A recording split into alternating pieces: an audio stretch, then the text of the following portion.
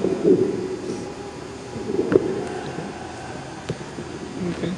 Well, we'll start with you on this one, Ken. From time to time, governmental agencies are asked to work together. The city of Oskaloosa works with Mahaska County on several projects from time to time. Do you believe that there are any opportunities to work with other counties? Perhaps in joint purchase of road salt or sharing big equipment, that sort of thing.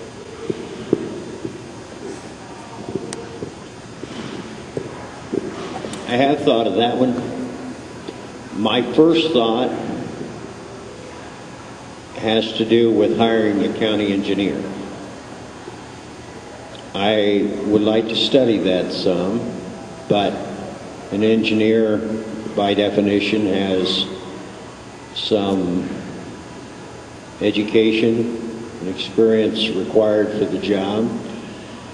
The pay for an engineer is fairly substantial, and I guess one of the questions I have and would want to investigate is whether it makes sense for counties to share engineers in the sense that the highly qualified, experienced people that command a lot of salary and benefits and so forth, that doesn't make sense to do some sharing on that, and then the day-to-day operations maybe could be handled by a management type person. You have a city manager in Oskaloosa that takes care of a lot of the day-to-day stuff, and so that's one thing. Now, as far as sharing, they already do buy all the fuel for what the school district and the city. I think I'm right on that, and that is something that's shared within the county, and that's, I guess I would think, is a very good thing. So I'm wide open to those types of considerations, absolutely.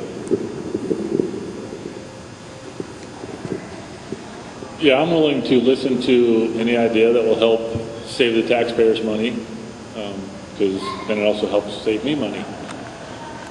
But, and I know as far as the engineer, I know there's several other counties around us that actually have more than one engineer.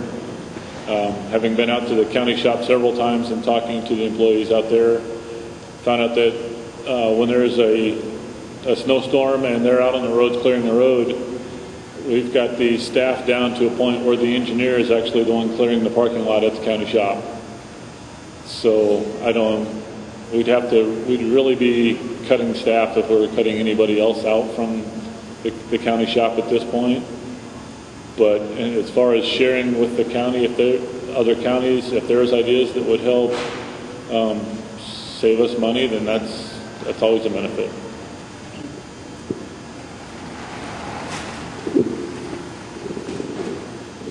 Okay, I'm going to shoot this one with you first, Reggie. As the Early Childhood Development Center is coming about with Bernard College, I know Mayor Crutchfield and myself have been in several discussions with other folks about the 3rd Avenue East extension to minimize traffic and make that project work. What are your thoughts of the county getting involved in that? Because that is a county-wide thing that's going to be good for all of us.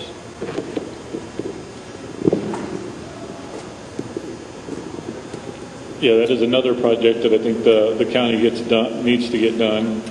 I know one of the problems we're going to run into is if we try and do too much at once, we're going to put a burden on everybody. So we have to prioritize projects, but that would definitely help control the flow of traffic, move more people to the east side of town to help University Park. So I know it's been something that's been talked about for a while and needs to get done. So I would be willing to see what the county could do to help out. Yeah, I'll parrot what Reg said. I don't know that I can speak real intelligently about early childhood development because I'm not well versed in that. I am aware of the concept of extending 3rd Avenue East. I think that's fascinating, if for no other reason than it matches up with Caldwell Park on the east. And, of course, it brings you right into the old, beautiful Bernard campus, which is kind of, back in a dead end, and it would kind of bring some vitality to that area. And I think it's a beautiful area. So I would be excited about doing that. I'm not sure what role the county would play in it, but I can assure you of cooperation from the county. Reg was right. You do need to prioritize. When you talk about county supervisor, you think about things like roads and bridges and some other things that are more obvious, more visible to the public. But I'm aware that mental health budgets are high. I'm aware that there's a lot of other parts of county administration that aren't maybe quite so visible, and I'm probably not quite so knowledgeable. But let's talk and I'll listen.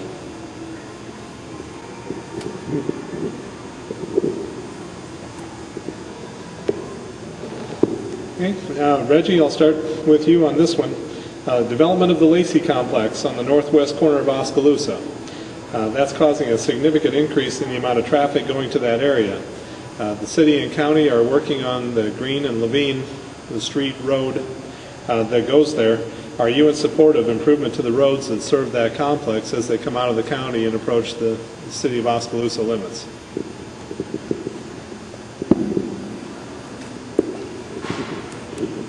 As someone who spends a lot of time on those roads, having a 6th and 8th grader, yes.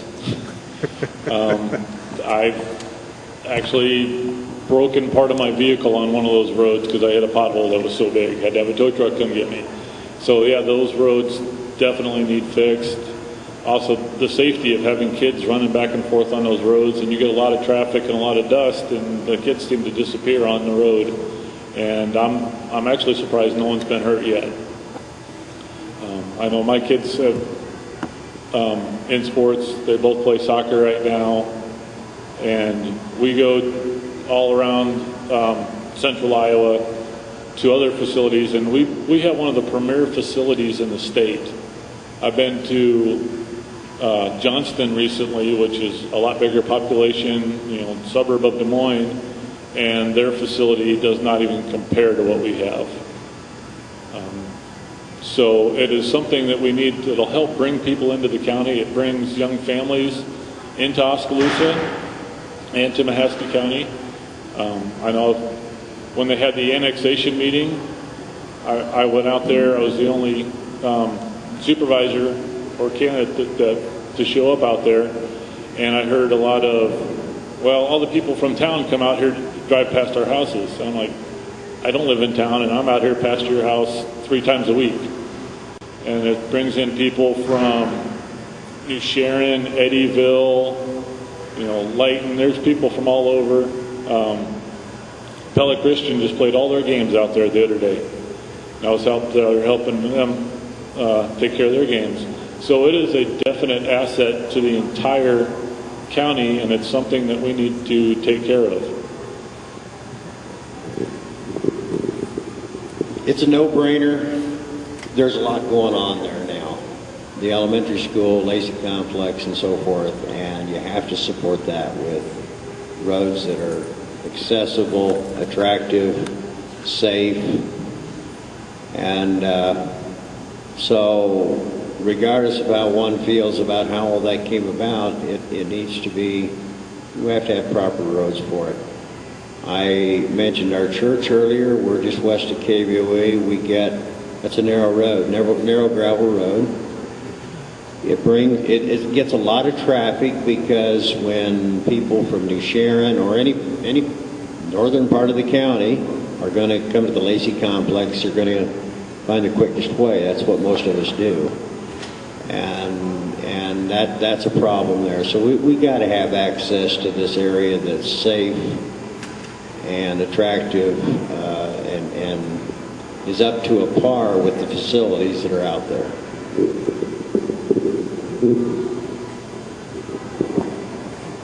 This will be our last question from the mayors, and we'll go ahead and give it to George DeBeckis.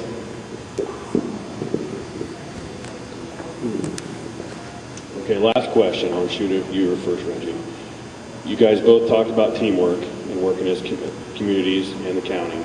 What are your thoughts of a board member being at a council meeting at least once a quarter to talk to the councils, to at least being there to hear what the councils have to say.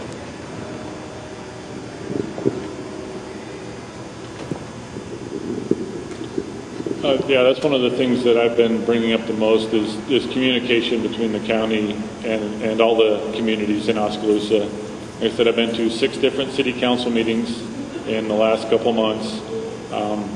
Some of the ones I didn't get to, I went and walked all around the town, knocked on doors to find out what people think. So we definitely need to get the supervisors to the city council meetings and get some of the city council to the supervisor meetings, so there is open communication. I think that's been the biggest problem I've seen since I moved here, is just the lack of communication, the attitude of not just the people in office, but a lot of people in the county, where it's us versus them. You know, I've had people in town when I was getting ready to run ask them to sign my papers so I could be on the ballot. They say, well, I can't vote for county supervisor, I live in town. I had a lady in University Park who I've known for years, asked her if I could put a sign in her yard. She goes, why? I live in town, you're running for supervisor. It's just that lack of communication, the lack of cooperation is the thing we need to change. And that's the first thing I plan on working on, is just trying to change that attitude. If I can start it on the county side, hopefully we can get it to move over to everybody. Yeah, that's to me, it's an obvious thing that supervisors, whatever form that communication takes, we need to establish that, and perhaps on a regular basis, quarterly, or however often would be deemed necessary, to have a regular agenda item on the city council. You know, that a county supervisor will be here, and so they can prepare if there's questions, comments, projects, whatever. That we do it well, so we're not haphazardly showing up at meetings and everybody wonders why we're there, and we learn nothing and you learn nothing. But absolutely, if we can get some sort of coordinated agenda effort to really accomplish something, absolutely, I'd be there.